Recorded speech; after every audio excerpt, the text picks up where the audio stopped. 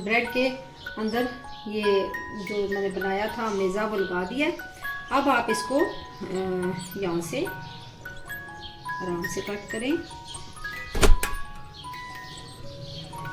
आप इस ब्रेड को अगर सैंडविच मेकर में करना चाहते हैं तब भी आपकी मर्ज़ी, अगर आप इसी तरह करना चाहते हैं ये आपकी मर्ज़ी पे डिपेंड करता है। बिल्कुल इजीली, आसान, बच्चों बड़ों सबको बहुत पसंद, हल्की फुल्की भूख में सैंडविच का मज़ा। आप एक दफ़ा ट्राई ज़रूर करें।